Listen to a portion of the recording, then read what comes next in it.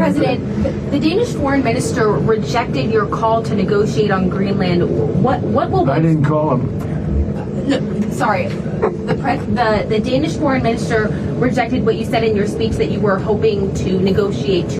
A few moments later. All right, Fox News alert out of Davos, Switzerland, breaking right now. New information from President Trump about Greenland. Posting moments ago on Truth Social, he said, based upon a very productive meeting that I have had with the Secretary General of NATO, Mark Rutte, we have formed the framework of a future deal with respect to Greenland and, in fact, the entire Arctic region. All right, well, big breaking news out of the World Economic Forum in Switzerland, because it looks like a framework of a deal has been reached on Greenland between the United States and NATO. Looks like they did want to negotiate after all. And it's pretty interesting, the timeline here, because for the past several weeks, we've heard nothing but nonstop trash talking, virtue signaling, and even staging military exercises as a show of force against the United States coming from Denmark and many EU nations. Yet noticeably in the past couple of hours, we heard a shift in tone from the NATO General Secretary, for instance, admitting that Trump was actually right about the Greenland issue. Even some other EU leaders seem to be backtracking a little bit on their rhetoric. And then just now, Trump came out of a room and announced there will be no tariffs on Denmark, UK, and many of the European nations who were blocking us on the whole Greenland thing because a framework of a deal has been reached. Now, it's unclear at the moment what these full details would be. If I were to guess, it's sounding like they met in the middle where the United States will not formally annex Greenland, but we'll get everything we want on that island, right? Definitely Golden Dome, the national security and military stuff, but knowing Trump, I'm going to take a guess. It also means basically unfettered access to the rare earth minerals and natural resources that that island has. We'll find out. That's my prediction. We'll talk about that in a little bit. But yeah, want to bring you these full details and kind of show you how it all unfolded. Very interesting, guys, in today's video. First, though, do us a favor. If you enjoy our content, make sure hit that like button down below. Subscribe to the channel if you are new. We greatly appreciate the support, but it also ensures that you can stay up to date with all of our latest news and coverage. And that said, so in just our last video, we were showing you some of the tough guy act that Europeans were engaging in here. But let me just point out that this is kind of how the story has always gone with Trump. For instance, think about the whole NATO funding controversy back during the late 2010s, where Trump essentially says, hey, Germany, hey, random European countries, you're part of this alliance, you're not spending any money. They respond by, of course, laughing at him. Oh, Trump is so ridiculous, he's burning our alliances. But yet, what ultimately happens in the end? Same thing with the trade and tariffs, by the way. Isn't that interesting? So Trump threatens tariffs against a lot of our so-called Western ally nations. They melt down in response. They say, this is the burning of an alliance. We're going to run to China. How dare you do this? You've broken our trust. The United States is on their own. And then quietly, Mark Carney of Canada, Ursula of the EU, Keir Starmer of the UK, they come crawling back. Looks like the same exact story, because just moments after, the president of Finland here tried to argue that Europe as a whole, and Finland especially, did not need the United States for their own military defense. Keep in mind, this is coming as Trump is threatening the NATO alliance over the Greenland issue. Just about 11 minutes later, tries to claim that he never says this. And keep in mind, this is today, so you're noticing a little bit of a shift happening, perhaps. Take a listen. First is a direct answer to the question of this panel, can Europe defend itself? My answer is unequivocally yes. Without the Americans? Without the Americans, I mean... How? Well, look... But you're relying on them for these key elements. You've said earlier that Europe can defend itself without the Americans. If it comes down... not exact, Mike, so that's not a quote. More or less, more or less. Let's... we'll go back to the transcript. Let's stick to the left on this one, yeah? More or less, more or less. I love journalists. Stoop against this. But if it... Okay, I don't like journalists either, but in this case, that is literally what you said. It's on the tape, you know? And sure, maybe English is not his primary language. He got confused, fine. But there's now the admission. Despite all the posturing, despite the recent military exercises they were doing that I think literally included like 20 soldiers in a dog sled trying to show, oh, Europe can defend Greenland, Europe can defend the Arctic. Look, we sent one destroyer from 1988. Russia and China are real scared of this. That it's a joke. Actually, you need the United States, okay? Europe cannot remotely rival the US militarily or even economically these days because the whole EU combined is worth nothing if you can't get anywhere because of overtaxation and overregulation. So ultimately, yes, this is where we are, okay? There's a number one and there's a number two in this relationship. The apprentice is always trying to outshine the master, but is clearly incapable of doing so. Is that the admission? I don't know. We did, however, also hear from U.S. Treasury Secretary Scott Bessent just moments ago at the World Economic Forum. He here was noting just how much of a joke the threats from Denmark actually were, because to make a long story short, we've shown you some of those clips, but you have all these Danish politicians having these meltdowns in parliament and on national and international TV saying, look, you know, we're going to screw over the United States. Yeah, we're going to not do business with them. Apparently, they were threatening to sell off U.S. Treasury bonds, and Bessent noted here that whole idea is a joke. Oh, we're going to pull investment out of the United States because you barely even have investment in the United States to begin with, and nobody cares about your threats. Here's what he had to say. The size, Denmark's investment in U.S. Treasury bonds, like Denmark itself, is irrelevant. That it's less than $100 million. They've been selling treasuries for years. I'm not concerned at all. Again, as Treasury Secretary, I see our Treasury auctions. We've had record foreign investment. And also, as I said yesterday, I think it is very difficult to disaggregate any of the noise around Greenland, around these inflammatory statements by President Macron, by President van der Leyen, from what we have seen in the Japanese bond markets. We saw a 6 standard deviation move in Japanese bonds, which has spilled over to other markets. And I've been in touch with my Japanese economic colleagues, and I'm assured that they will take measures to stabilize that market. And just so everyone knows, that this notion that Europeans would be selling U.S. assets came from a single analyst at Deutsche Bank. Of course, the fake news media, led by the Financial Times, amplified it, and the CEO of Deutsche Bank called to say that Deutsche Bank does not stand by that analyst report. So in other words, they were never actually serious about the threats. It meant nothing, and we were just dealing with a temper tantrum from a bunch of yapping dogs. And even as I pointed out in the last video, without the knowledge, I did kind of tell you though, right, of a deal here being made, is that what do the EU leaders love to do? Have you ever noticed something? All they do is talk. Talk, talk, talk. You ever listen to like the European Parliament or any of these people speak? You even notice they have an obsession with hearing themselves talk, because they'll just say a lot of words that mean nothing. You know, you ever hear Keir Starmer? He's not EU, but, you know, same idea, right? European politicians. You ever hear Keir Starmer talk about Ukraine? And he's just like, blah, blah, blah, security guarantees, something. He's not saying it. He never actually says anything, and none of these people do. Ursula doesn't. None of them, right? But all they love to do is yap, yap, yap. And then, of course, after the temper tantrum was over, it looks like adults came to the room, because about a couple hours before we saw this deal made here, you had the NATO General Secretary finally admitting, when it comes, just even from a military perspective, let's forget economic for a second, when it comes to the national security arguments that Trump is making on Greenland and Arctic security, when it comes to, say, things like the Golden Dome, the threat that Russia and China pose to shipping lanes over in that region of the world, actually, Trump is right. Pretty interesting. Here's the NATO Secretary. So statements from me will not add anything here. And when it comes to the Arctic, I think President Trump is right. Other leaders in NATO are right. We need to defend the Arctic.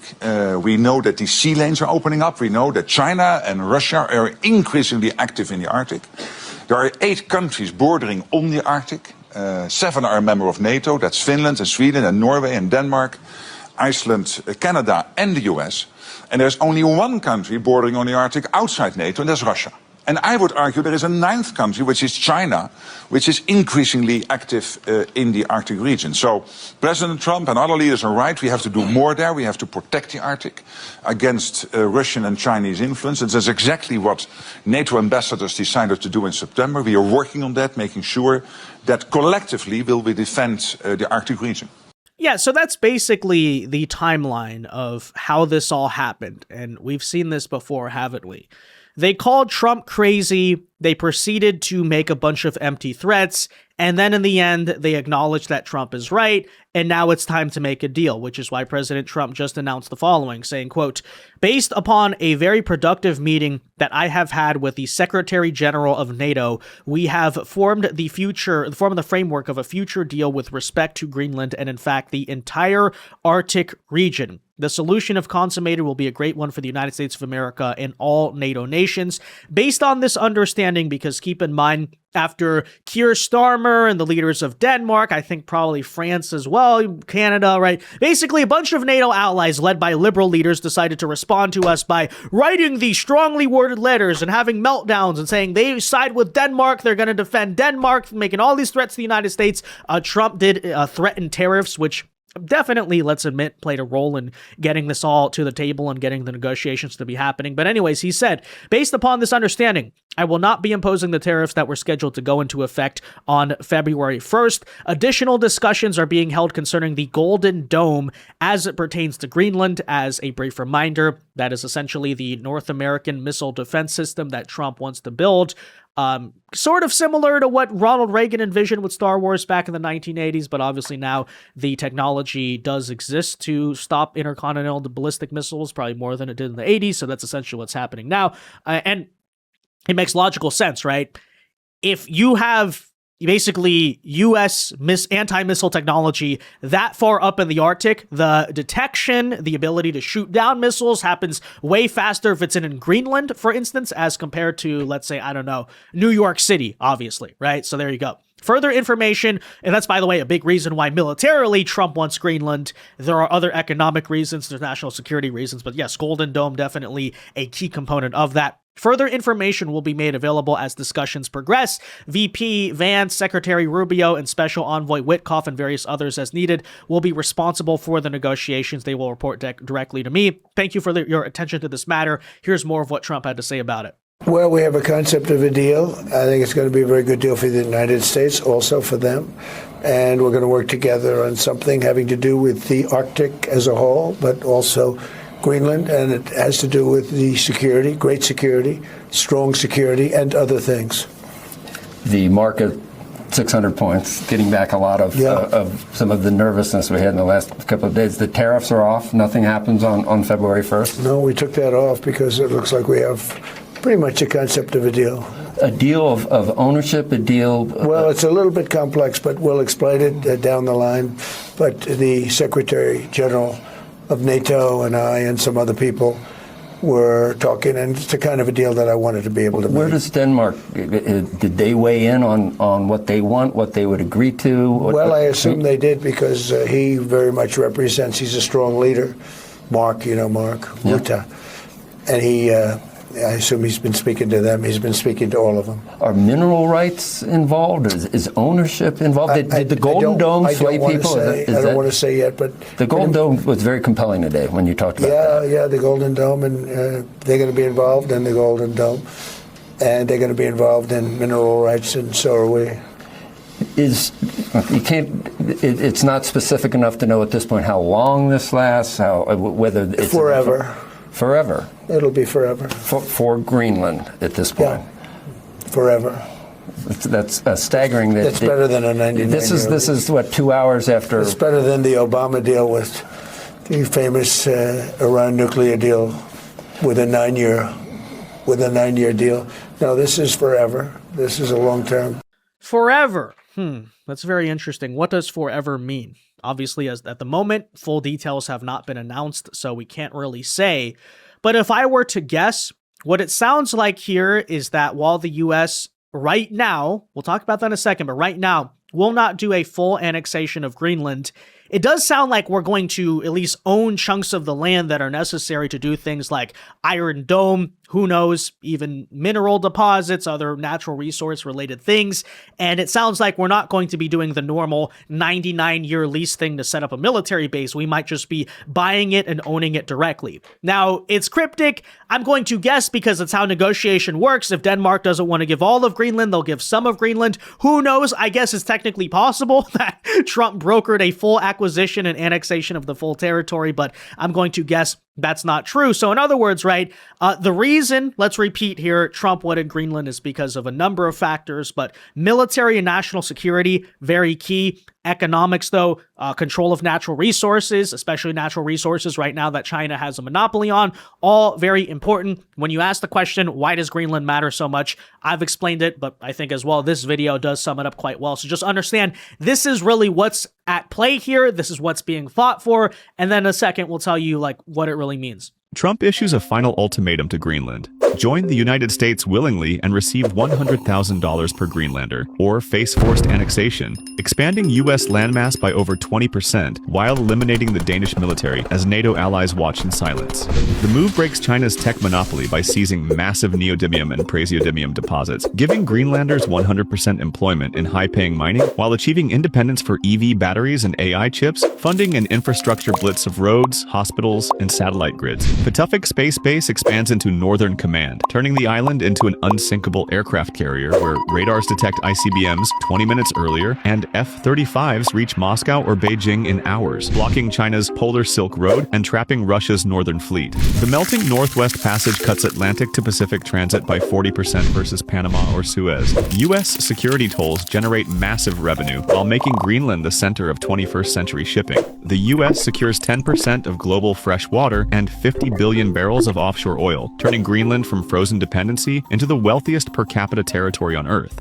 Right, so just to recap, that's why Trump wants Greenland, that's what he wants out of it, that's why he cares about it, right? Issues related to national security, control over shipping, military purposes, but also natural resources that are very key into breaking China's rare earth and electric component, digital component monopoly, all very important.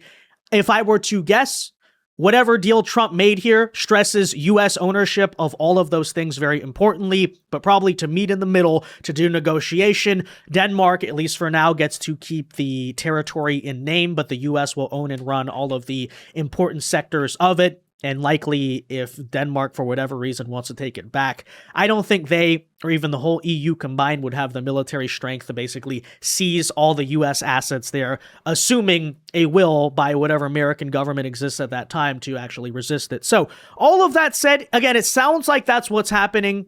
If you're thinking to yourself, wait, so we're not going to annex Greenland, but I wanted the whole thing. That's why I said hold your horses on that. Because let me just say, my prediction still stands.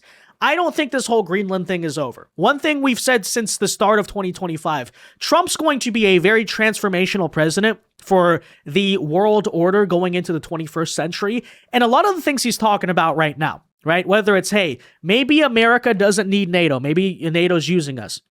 You know, is China maybe the top threat to the United States, not necessarily Russia? That's sort of a decoupling from what the neoliberal consensus was in the early 2000s. And even this issue of Greenland, hey, maybe America shouldn't be done with territorial expansion. Maybe this island in the world is very important because the Arctic is going to be the future, right? Keep in mind, these are geopolitical trends that will long outlast Trump. Why am I saying that? Because I still think it's inevitable one day America will own Greenland. Why will that not be right now? Well, because immediately this was kind of a shock to the system, right? People are like, America annexing new territory? That's a little bit crazy. That's too far. The Europeans aren't going to allow that, right? But keep in mind, what has Trump now done going forward? Normalize this idea of whatever you want to call it. You can call it American imperialism, kind of a Neo-Monroe doctrine, whatever, in North America and the Western Hemisphere, right? And going forward, these ideas, keep in mind, are going to be more normal. So what happens in, say, the 2030s, in the 2040s, if there's more of a security crisis, if tensions escalate with China? That's the moment where you might start to see, right, Trump basically has laid the framework, the groundwork for inevitably what's going to happen. And hey, we talk all the time about how the Europeans are unserious about contributing to NATO, actually stepping up to do security, military, all those things. Who knows? Maybe in the 2030s, that moment comes where Europe or Denmark completely drops the ball on defending Greenland or defending the Arctic. And then the US president at that time says, okay, you know, Trump was right. He might not say those words, but still, all right, give Greenland to us now, or, you know, there's going to be serious problems because you failed, you dropped the ball. You could see that happening as well, right? You know, the NATO stuff now is kind of just verbal, but who knows, over time, right? You're seeing this trend where European and American geopolitical interests are starting to separate more and more. That's a 21st century trend. All Trump is doing is basically now making that public, right? Setting that forth into motion, what was already inevitable to happen. Then maybe that's the moment when the U.S. says, okay, Greenland is ours now. Keep this in mind too. So Greenland, as of now, has about 50,000 citizens. They are of Danish citizenship. My understanding is that most of them, not all of them, most of them don't currently want to join the United States. Okay, fine. But what happens when the U.S. starts setting up things there, like more military bases, manufacturing, industrial things, right? Or maybe mining more so, right? Natural resource extraction. You have more American workers on the island. And let's say over time, 100,000 Americans end up living in Greenland for financial and business and economic purposes. You're talking about a place without a large population of people already. Just a little drop, basically, of Americans there means that island now is primarily American. See where I'm going with this? So what's going to happen over the trend of decades? Greenland, kind of like Texas almost, right? Back in the 1800s when a bunch of white Americans were settling it, and over time they started to outnumber the Mexicans living there, right? Then what happens when a place is primarily full of American people and American citizens? Keep an eye on Greenland in the next 10 to 15 or 20 or so years, right? Then you'll see the push to join America. Then that's when a referendum, numerically speaking, would actually favor Greenland joining America than, say, staying with Denmark or even becoming independent. That's where I see this going. That's always been my prediction, right? I've said even in the past about the Panama Canal stuff, the Greenland stuff. What did I say? I said it might not happen in Trump's presidency, but these are all kind of irreversible trends that he's setting forth into motion. And yes, by reaching a deal basically where America has control over Greenland, Americans will start moving to Greenland. De facto, I would guess the end result of this deal is we own it, but not in name.